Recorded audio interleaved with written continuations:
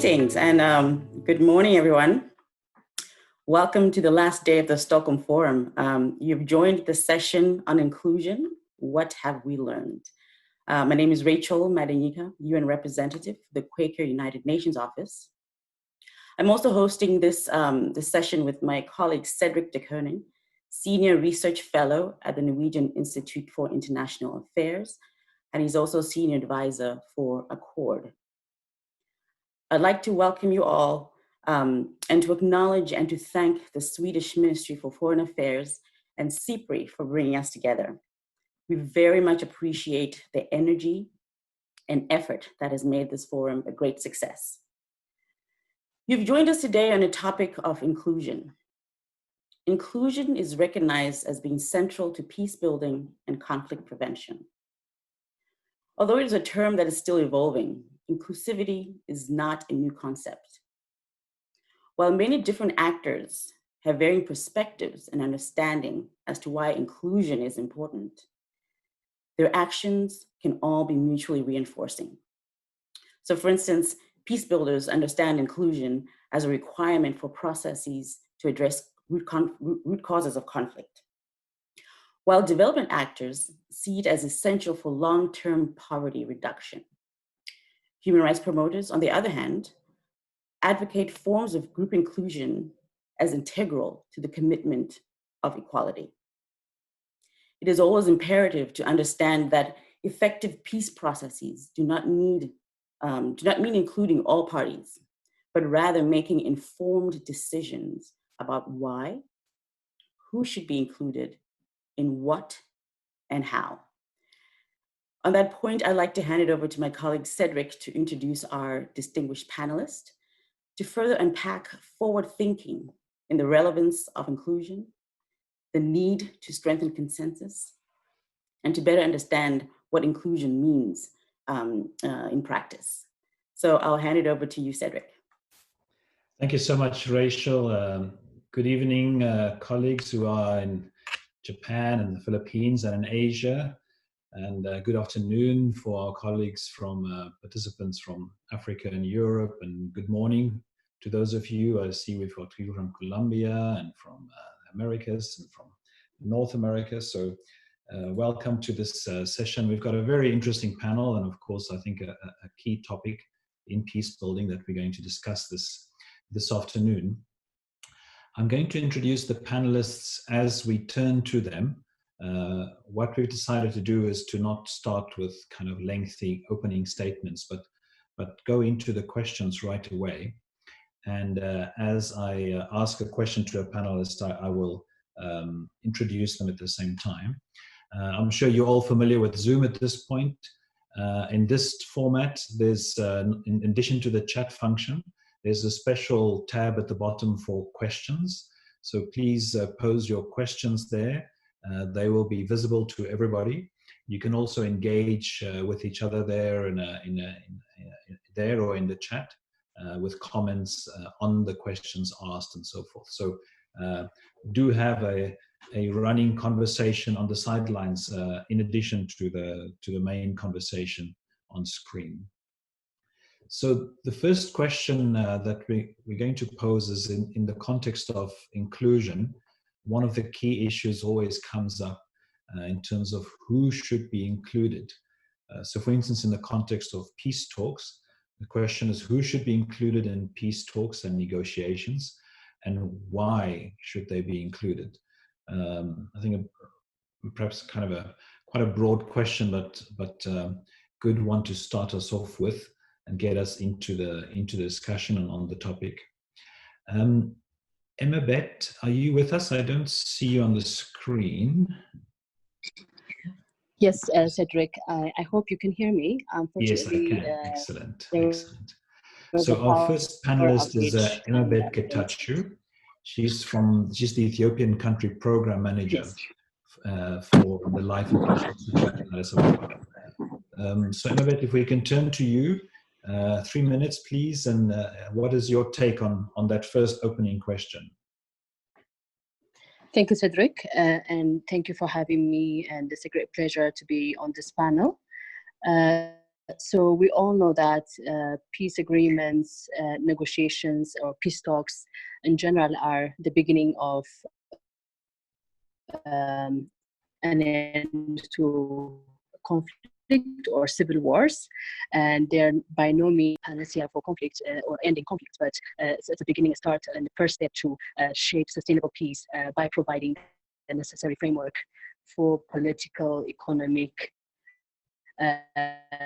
legislative, and social reforms. So a whole lot of inclusive process, and many peace processes, especially different types of inclusions, and primarily the key actors that are engaged or involved in negotiations are the warring parties or the adversaries, and that is usually taking place in formal spaces. And you have different tracks, which is normative or a standard view these days is having different tracks of inclusive processes, being track 2 being the having a wide-ranging groups in the interest to promote negotiations. You also have a multi-track approach where you have diverse or wide-ranging actors who are interested in peacemaking activities. So you have at the beginning who should be involved is especially the warring parties who are engaged, or direct confrontation will be important to engage in the first step. But of course, throughout the peace process, you will have different types of inclusion depending on the phase and depending on the objective of the process. So you will have the civil society group, you will have faith-based organizations, and all the important actors in a given context. So if I give you an example of South Sudan, you have many actors who are engaged as an observer, but also they have been engaged in different tracks of the process of making the different process of engaging later on. I think the reason why we should have an inclusive peace process is generally that first you have issues that are captured in the peace agreement itself. The reason why we also go to war in the first place will be captured. For example, you have accountability or transitional justice mechanisms, you have resource management or the economy. So you have a number of things that even led to the conflict in the first place. So those issues will be tackled and addressed in the peace agreement, at least by documenting it in the peace. And secondly, you have also the sense of ownership. And the more you include a range of actors, the wider the sense of ownership. And so in that sense, the inclusion becomes a very pragmatic tool to consider. And very important, actually, piece of work in the peace negotiation or talks is that you have implementation and follow-up and monitoring after the peace is signed. So these are, I think, maybe later on we'll come to it, but these are the very important aspects to look at. Thank you so much, Mavit. That was a great introduction to kick us off.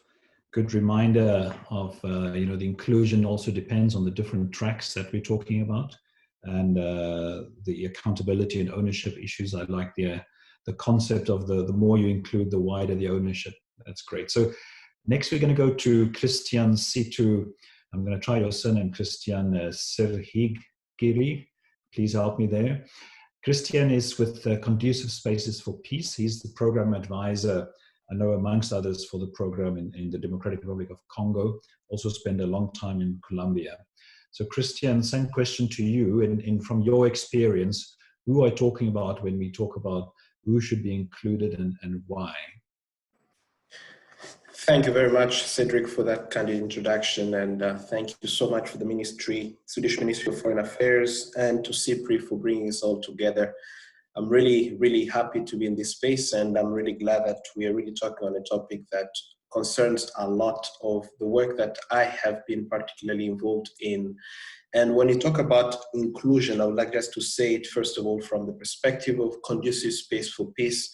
When we talk about inclusion, we are specifically thinking of local peace builders who many times are not into the circle of conversation. So just picking up on what my colleague Abel has actually previously shared, I think too many times when you think about peace talks and peace agreements, we think of the traditional actors that can be involved. And for example, what Emebet rightly said, we need to first start thinking of warring parties that are involved in the conflict.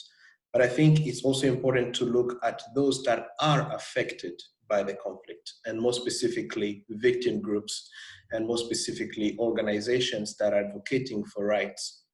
I will use probably the example of the Colombian peace process here to elucidate a little bit more about what I'm trying to refer to. When the Colombian government in 2016 signed a peace agreement with the FARC, one thing that was remarkable to the Colombian peace agreement indeed was the representation of victim groups in the talks that led to the signing of the FARC, of the agreement. And I feel like that to me is quite emblematic and a good example of why it's quite important. Of course, the peace agreement still faces a lot of challenges, but one thing that was remarkable about that is the need to include those who are directly affected. And by that, we can even expand a little bit more this idea of inclusion, moving from the top level, top down, to actually to being a bottom up process that includes diverse voices, diverse experiences of those that are going through day-to-day conflict. Another element that I think is also important, at least from our work, is when you talk about inclusion, it's also unlearning how we define local actors. And basing as well here on LPI's work, we have, for example, defined participation and inclusion in owned spaces versus in invited spaces. And too many times when you think about inclusion in owned spaces, these are spaces that immediate local actors are trying to bring up, but in invited spaces, these inclusion are quite tokenistic at times, and it's not really representative of the diversity of actors who are involved. So from Conducive Spaces perspective, when you talk about inclusion, it's really expanding this horizon of actors that we bring into the conversation. It's not just the ones that are directly connected to international actors or to donor institutions, but it also, even in the context of the pandemic, to look, for example, at actors who are differently affected by the pandemic, but that may not be necessarily into direct connection with actors that are discussing on these issues. So that's just really a little bit of how we see it from our perspective. Thank you very much. Thank you so much, Christian. Really like the distinction between the own spaces and invited spaces. I think that's a great framing. I see we have a question already from Rafael Mareto. Rafael, it's quite a long question. If you can shorten that to about half, then I may be able to read it and be able to ask somebody about it. We're going to go to the second question and the second group of panelists, building on what we've started in our conversation already so far. This question is, what tensions exist between different types of inclusion, and what best practices can we consider ensuring for successful inclusion, and how is inclusion to be provided for? And for this question, we're first going to turn to Angela Muvumba Sellström, who is an assistant professor at Uppsala University in the Department of Peace and Conflict Research. Uppsala, of course, is in Sweden. So Angela, please. Thank you so much, Cedric. It's a great pleasure to be here today and to participate in this final panel for the Stockholm Forum on Peace and Development. And I want to thank you and Rachel for organizing this and bringing us all together. My remarks are very much based on my experience working mostly with policy research institutions that are engaged in peace building, or that are interested in peace and conflict issues. And I have really had the privilege over 20 years of working both in the global north and also in the global south, and thinking about how different types of partnership work within a peace building context, and particularly around questions of inclusion. I haven't yet formalized this as much as I'd like to, and I'm basing some of my thoughts on research that many others have put out there regarding the ethics of peace building. So We know that liberal peace building has been critiqued for many, many decades. And one of the biggest critiques that I think is important to this conversation is how peace building has tended to also result in maintaining the status quo. So the outcomes of peace agreements could maintain one side's strengthen one side over another, or they might have result in processes that really replicate power asymmetries that affect the local community negatively and result in their vulnerability. And that's why I think inclusion is important. And that's why I also think it's an ethical issue. I think that a really ethical peace building approach would take into account questions of relationships and solidarity, and also questions of virtue and care.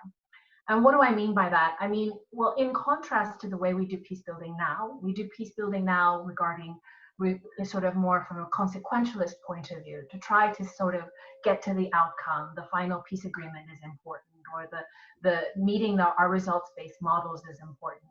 We think much more about ethics in our own perspective, from our own side, and we think about our constituencies or our donors or our interests.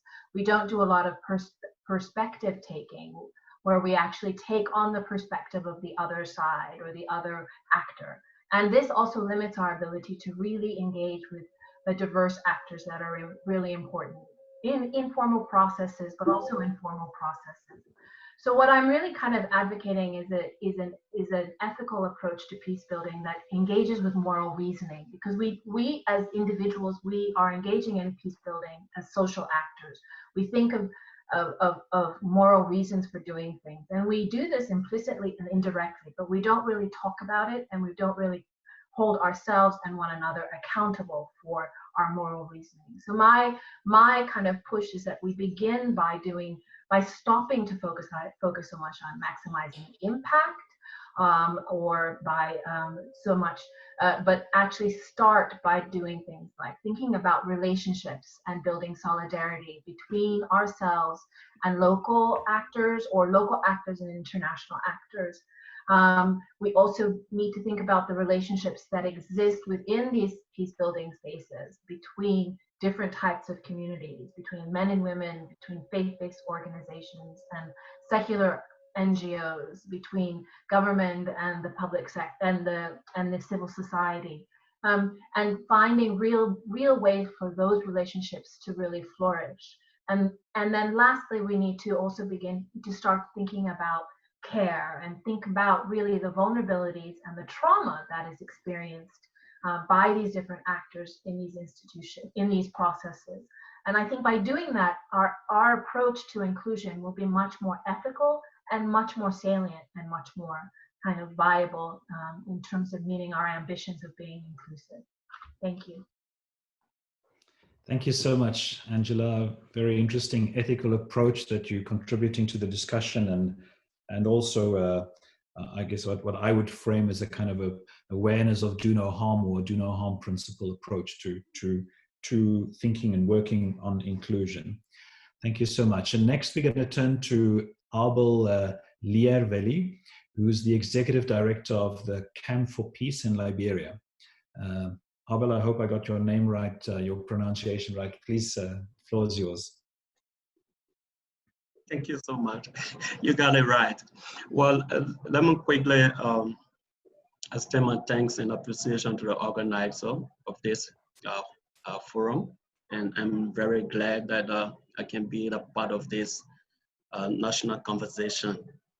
Well, when I think about tension that actually exists between the different actors of inclusion, or different levels of inclusion, I would think the most significant tension that exists between the different levels of inclusion would be the issue of disconnect, in the sense of exclusion between both national and local ownership. I'm talking about a disconnect between local actors on one hand and those in the driving seat. When I talk about people in the driving seat, I'm merely talking about government that have a greater portion or the greater part of implementing policy and leading the peace building initiative. And I'm also talking about international organizations that bring in money to kind of make sure that this money are properly used and kind of affect the local community. I'm also talking about the privileged few civil society organizations that have strong link with the government on one end, at the same time also have link with various international organizations. From my experience working in my context here in Liberia, local actors have always expressed disappointment and frustration. They have expressed a lot of concern when it comes to exclusions, that they lack ownership into their own peace building initiatives. Most of the peace building initiative and development initiative that come into this country, they are somehow being excluded out of that.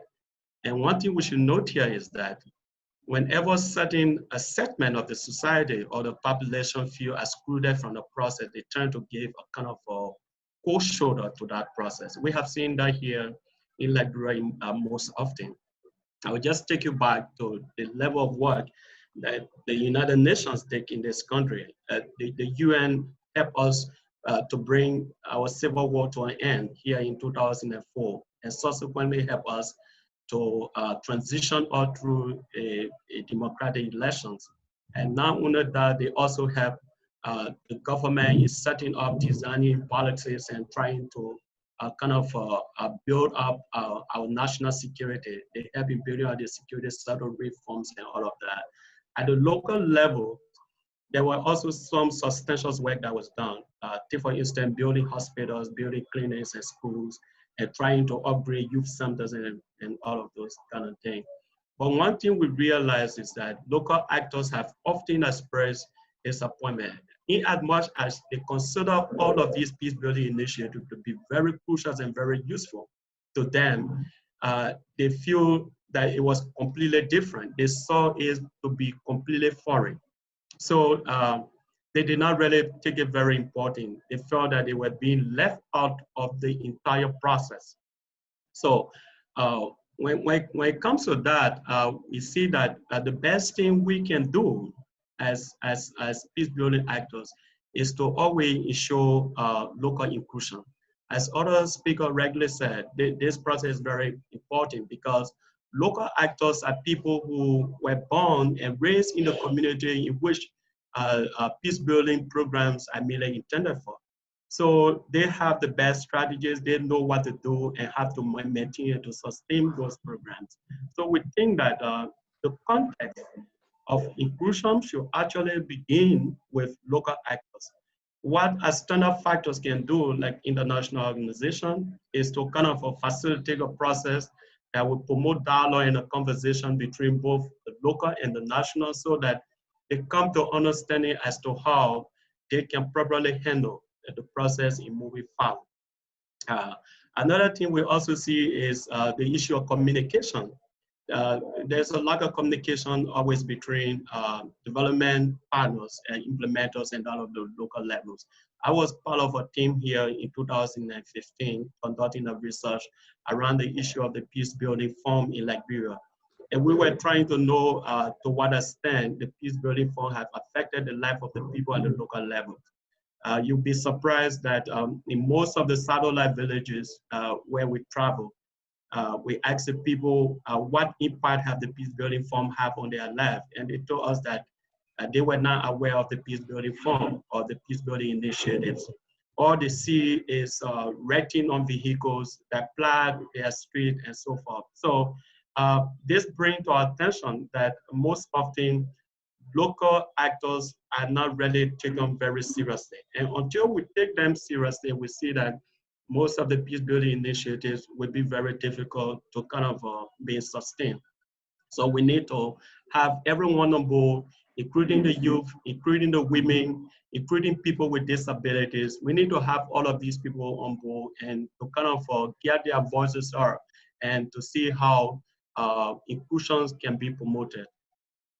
Thank you. Thank you so much, Abel. And I think the issues you raise also link very closely to the ethical issues and do no harm issues that Angela mentioned, and it'll be really interesting to hear more later when we have our discussions in practical terms, what that means, how can local actors, take the lead and be the start when it comes to inclusion. But first, our last panelist is Tanya Pathan, who's the director of InclusivePeace.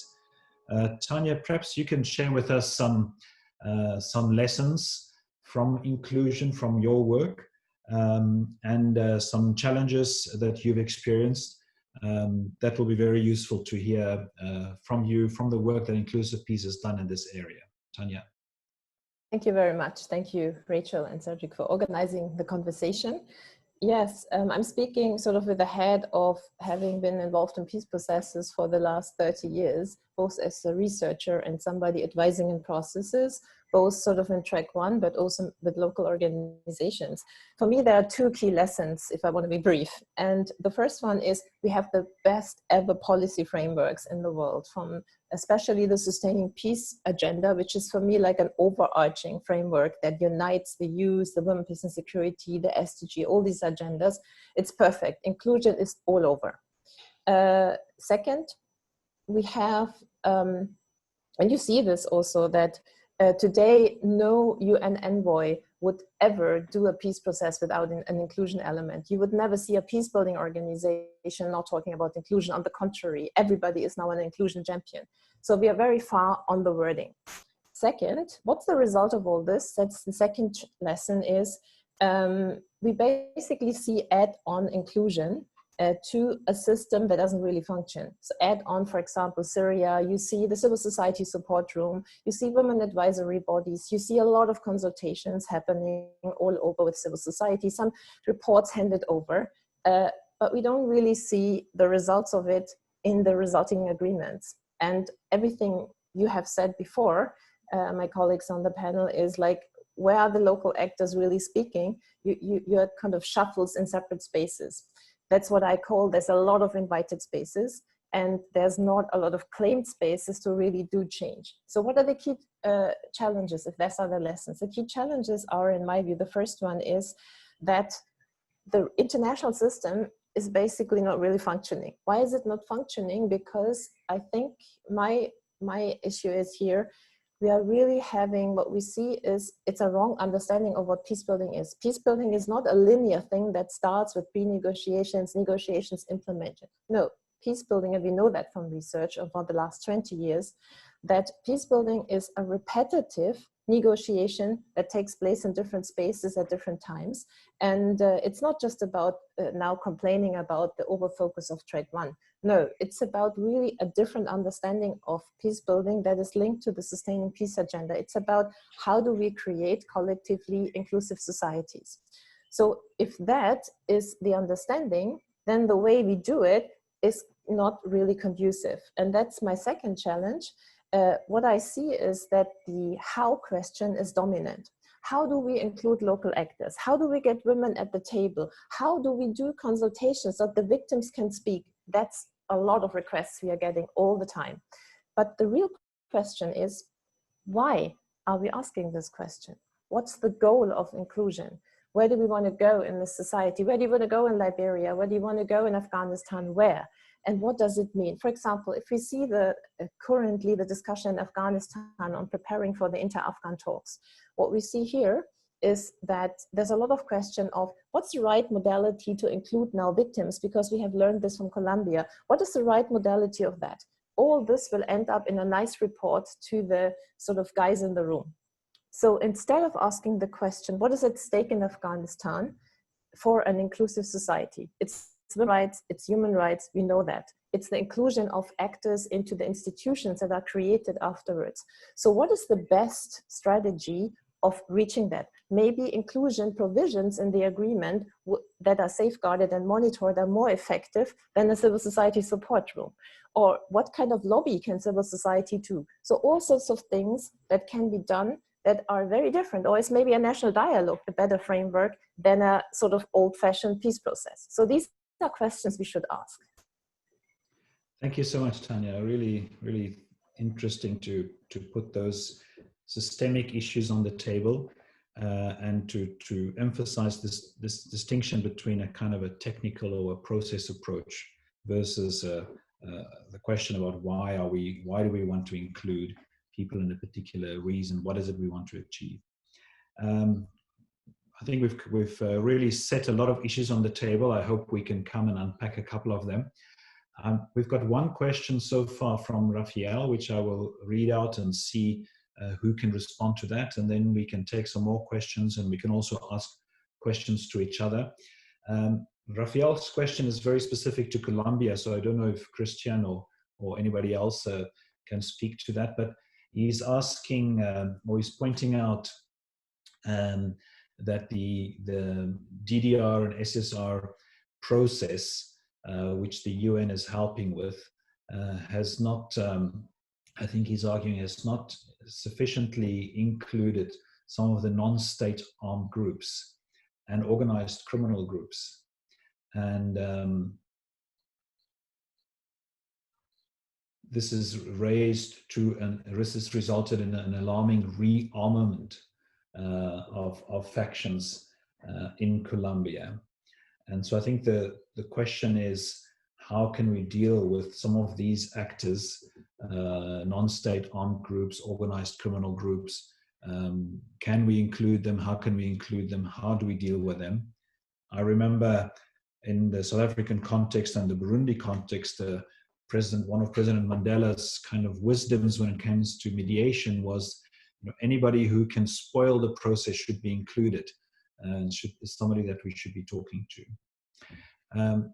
Does anybody want to try and respond to Raphael's question, and perhaps, as I said, broaden it out more to in most of these peace processes, ask the question about the difficult actors, the potential spoilers, armed groups, organized criminals. Do we include them? How do we include them? Yeah, if I may try to jump. Christian, please.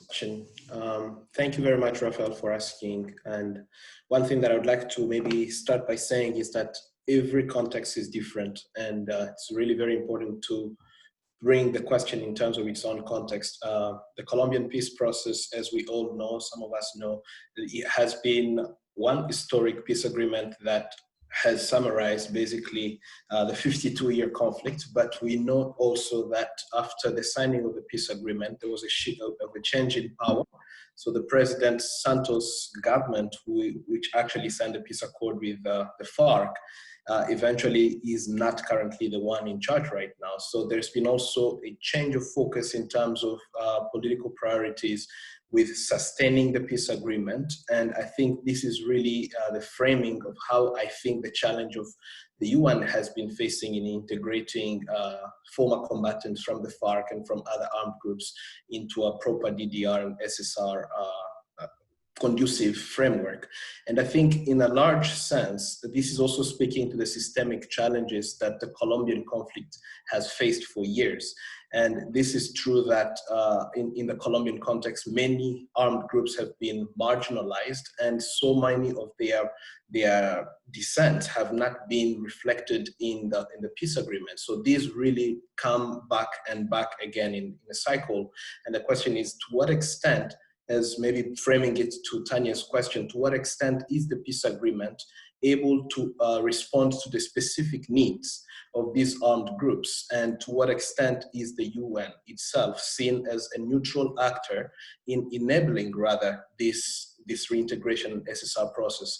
I did a study actually in 2018 on the UN and how the UN is including different groups that are marginalized in the Colombian context. And one thing to Raphael's point is that to a large extent, former armed combatants from the FARC are not included in conversations. And we have seen actually a rising in human rights abuses directed to these former combatants. And these are issues that are not really captured in how we think about peace.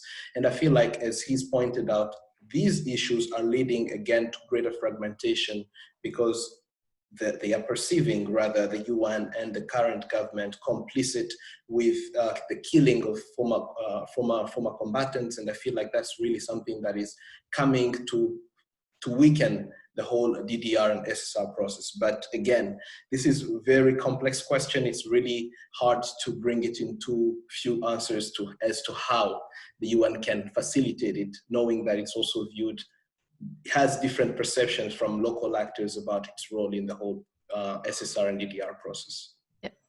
I can add here briefly.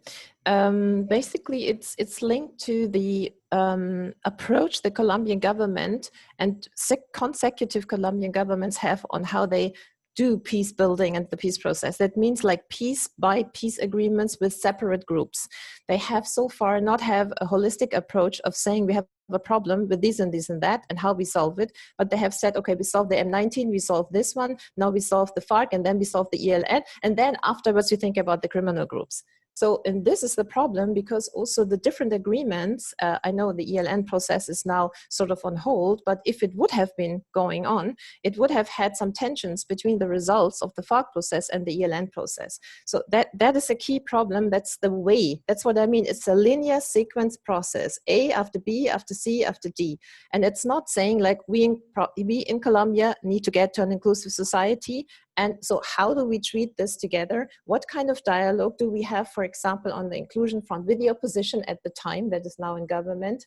And so it's really this kind of focus. And that, again, it's a different framing. It is not like, how do you include criminal groups or the ELN into the talks, but how do you create a process that does justice to how Colombia is constituted and what's the way for Colombia to go?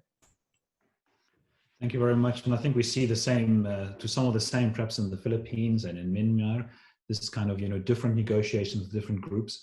But from the perspective of a government of the day dealing with the crisis of the moment, that's probably very realistic that we're going to find ourselves dealing with those kind of situations. I think it's very seldom that you will find this kind of ideal actor who wants to find the absolute solution that's in the best interest of everyone, right?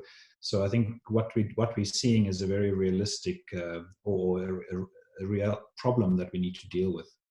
But what I've been hearing us talking about is, in a sense, this challenge with peace building, with inclusion as part of this dominant narrative around peace building.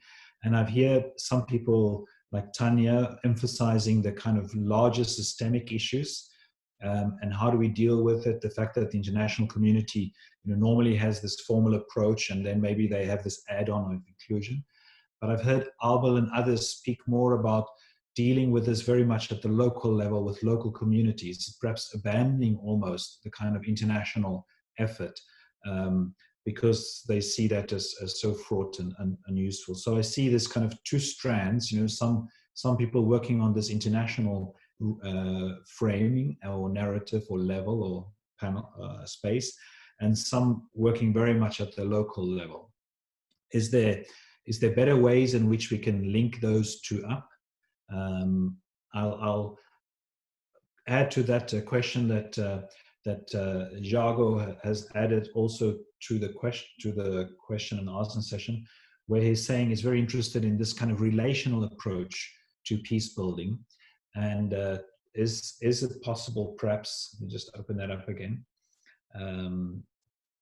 I see that one has gone away from my screen. No, there it is. Jago says, I find the idea of approaching peace building from a relationship perspective very interesting.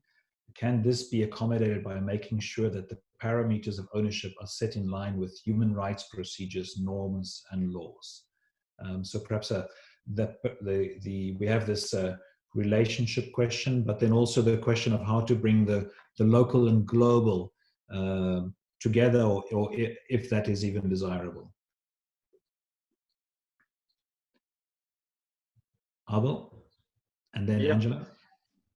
Okay. Okay, thank you. I think it is very factual.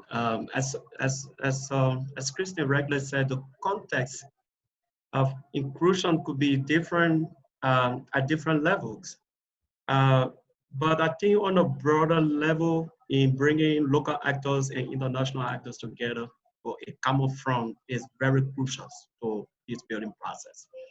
And what we've seen over the years is that one side have always been overlooked. That's the local level the local engagement have always been overlooked. We have seen a dominant power at the top level, reaching from international organizations that have the money. And then mostly when international organizations are moving into country, their primary focus is actually on the government. And we should remember that the interests of the government could sometimes be very different. The priorities of government could be very different from that of the priority of the local actors, of the local communities. In my case, in my context in Liberia, government priorities would be more like trying to kind of improve a more broader justice system, maybe training government workers, providing them with the necessary capacities at some of the best universities that you can ever have, and the rest of that. Maybe government interest could be about security, national security, and they may want to look at security on one side. Maybe they will be talking about training police and the military, and maybe having them prepared in case of any eventuality. But if you compare those priorities with the priorities at the local level, it's quite different. So I'm looking at the whole issues at 3 different levels: at the international level, at the governmental level, and then at the lowest level. But what I would say is that in order to come to a common front, there have to be a clear understanding of involvement of all parties. As I said in my opening statement, even in the process of planning, you should have the voice of the community actors into that. But most time, we kind of plan in the absence of the local community and want to take the program to them. But I think moving forward, we need to consult them from the very beginning so that we will get their voices heard of what they really need, what are their priorities. And in the process of implementation, they should also be a part. And in the process of evaluation, they should also be a part. Any attempt by us in the peace building process to leave out local community voice at any level of the process, they will completely come to a failure. It have to be more holistic. It have to be a kind of a broad-based initiative in terms of consultation, in terms of implementation, in terms of follow-up and monitoring. Thank you so much. Angela, and then Emma-Beth, unfortunately I can't see you, but I'm going to turn to you after Angela and see if you have a comment on this question as well. So Angela first. Yes, I just wanted to comment about sort of this messiness that exists if you take if you approach peace building or peace processes in the way that Tanya has explained they actually are. I mean, the way what she's kind of outlined for us is to really remind us that we're trying to help societies move forward through conflict and beyond a specific kind of conflict to new ways of resolving conflict. And that entails having a new kind of social contract, which involves all the players and all the actors and interests. At the same time, I think that doesn't mean that, you know, that, I mean, one of the big problems is that we have this kind of short-term approach. Our time horizon is so short. So it feels as though, you know, engaging with local actors from the beginning, consulting with them, taking your time, trying to involve as many different actors as possible and interests as possible, trying to help them facilitate their relationships amongst one another. All of these processes are time consuming.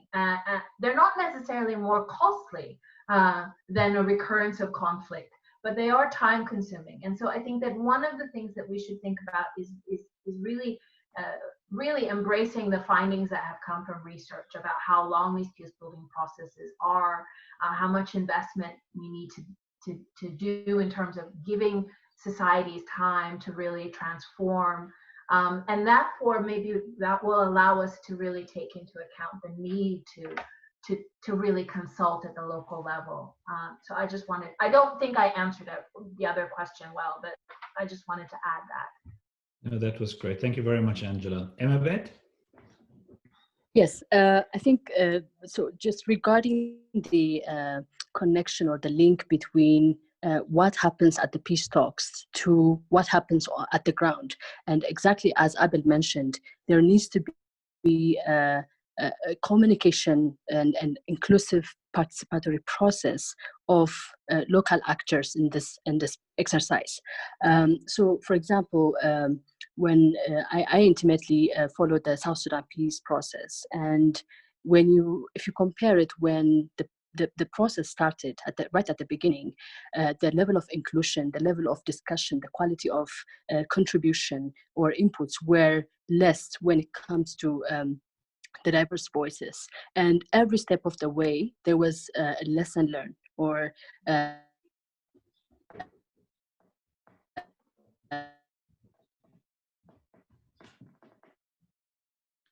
different actors started to engage in different. Emabet, I'm so sorry, but we've lost you there. I think the sound is not very good. So I'm going to move on. We had a question or a comment also from Guy Banim, who Guy is with the European Union, I believe, if I remember correct, Guy, if you haven't moved on in the meantime.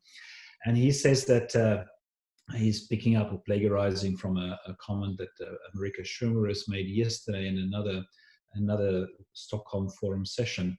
But the crux of what he's Very sorry about is that we cannot design from the top a peace process knowing how to meet people's demands to be included with a technocratic checklist. You need to open a space where citizens get to influence the agenda, process, and structure.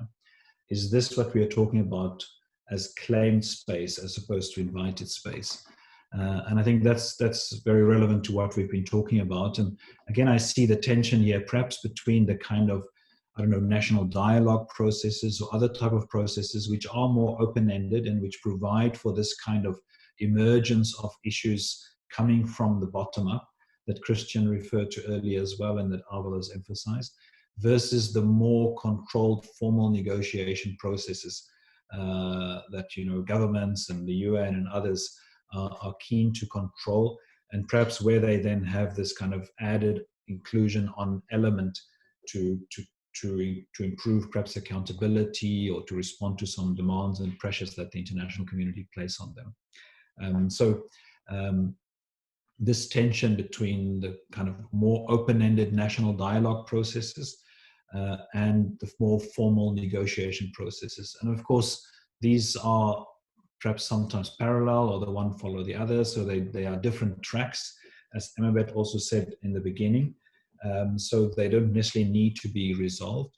But any ideas you want to share with us? I see we're in our last 10 minutes, so perhaps think of it as your closing comments, a minute or so from each of you, commenting on both the issues we've raised and any last issues that you want to put on the table in terms of inclusion.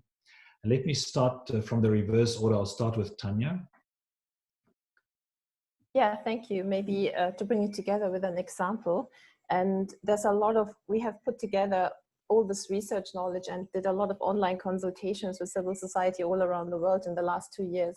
And we created a portal which is like in draft form online. It's called InclusivePeacebuilding.org. So you find a lot of what is out there from not only from us, from all sorts of, so use it as a resource and give us feedback because we wanted to make it interactive now. So as an example also to Guy's question and others in terms of, I think the key question here is often, is there a fundamental difference between kind of the top UN mediated and other processes and the so-called beautiful local ones, kind of? And of course, it's a false tension because what we see, but if we are very honest, if you look at the 9, I think at the moment UN-mediated peace processes, there's not a single negotiation going on at the moment. So the so-called peace table doesn't exist anyway. So that's not a point. It's just like a particular form of dialogue that happens there. We should just see it like that. And if we see it like that, we can also see it much more relaxed. I wanted to give you an example of Kenya, where I sit in my lockdown, and we are supporting this process. And I wanted to give you this example of the peace process in Kenya. It's not called peace process. There was one that was called peace process 10 years ago. And at the moment, it's exactly this happening, what I said. We are renegotiating the political contract that was made 10 years ago. And this time it's called the Building Bridges for a New Kenya initiative, which is a result of the tensions and the potential, the almost election violence that happened 2 years ago. And so there's a government panel, which is the formal process. The government panel has the usual consultations and all this. Then there is a process led by the religious actors, which they call it the national dialogue process. And it's the beauty with it, it's the united religious actors. All religious actors of Kenya came together. They're also consulting. And they have a lot of pressure, as you see. Then there is civil society, there's women groups, there's youth groups, there's a lot of discussion. The country is in discourse. But then there's also a pretty radical movement of human rights actor that says like, system is wrong, you should all go home. Yeah, and they are very much on the anti-corruption. So there's all these different conversations going on, but there's also a lot of political resistances to the change because of political power play. So this is the situation. So what happens is that the religious actors try to now bring it all together and try to say, hey, let's have a kind of a joint national dialogue about the agenda this country has. And if you don't do it, we need to bring it to the village level, so to say. Then the others, some join in, some not. But this puts the government under pressure. What does the international community do? There's a group Tanya, of sorry, I'm going to have to cut you there. It's because I want to give the others a chance as well to make a concluding statement. Thank you so much. So I think this leaves you with about, I'm going to be like a TV anchor. You've got 30 seconds for your closing remarks. Abel, you next. Okay, thank you very much. Moving forward, I think inclusive process will work better when we try to kind of exhibit a very high level of trust building is very important in this process. And accountability is also very important. And it is possible, of course, it's possible to do that. And the way we build trust, the way we account for what we want to achieve is very important. And that means from the top to bottom level and then the bottom to top is very good for us. And communications need to be very clear as to what priorities we want to meet. Let's say reaching from development actors to government and then to local communities. I believe if we consider each other and we have kind of a trust and then accountable to one another, we'll be able to succeed in this process. Thank you. Thank you so much. Inclusion, what have we learned, Angela? Okay, thank you very much. I think I would like to say that going back to the beginning of this panel, you presented it in terms of thinking about the who, what, and how. And I think what we know is that it's a lot of who's. There are many, many, many actors at play, and there are many from the top to the bottom. But what I would argue is that there's none of these actors, whether they're government actors, whether they're the UN or they're local peace builders, really should forget about their moral justifications, should stop engaging with morality and thinking about the moral implications of how they do peace building and why they do peace building. And that will, I think, be a really strong red line in terms of helping every actor, every person listening, as an individual engaged in peace building, to really think about, well, how do I develop really important relationships with those people that are most affected by this conflict and those people that stand to gain the most from peace in this context? Thanks. That's it. Thank you so much, Angela. And then I'm going to go to Christian and last to Imabet. Christian?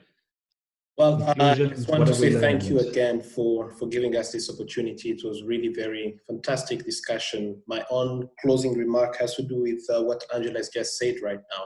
It's the many who's that are involved in the peace agreement, the many who's that are in the process, particularly those we don't usually discuss with. And I think for me, this is really very key. How do we bring in voices that are not always listened to? So that's just my closing remark.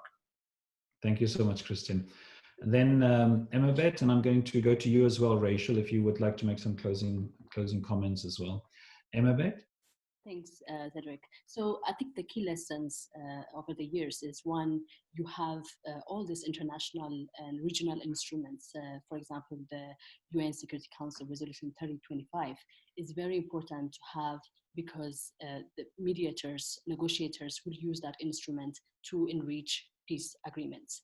And the second part or lesson would be, mediators, facilitators are very crucial to design peace processes. Whether it's they're the ones who will determine whether the peace agreement will be inclusive or not. Third, I think the role of intermediaries is very, very important. So when we talk of the disconnect between what happens at the peace talks and at what happens at the local level, the role of intermediaries is very significant in bringing the conflict dynamics, the experiences, sharing all the tools that exist in terms of communication. All of those things will be important to have, and it's a kind of work with as a coalition. And I think in every, or maybe most peace agreements, you see inherent tension or competition among different actors, and working in coalitions would be a very, very important, significant lesson for me. And you see a lot of things that needs to be scaled up, and be it at regional level or at continental level in Africa, you have different lessons, especially the recent lessons would be important to document and learn from those. Thank you so much, Abel, and thank you to all of you. An hour is a very compact period to discuss amongst all of us, and a very complicated or complex topic like this.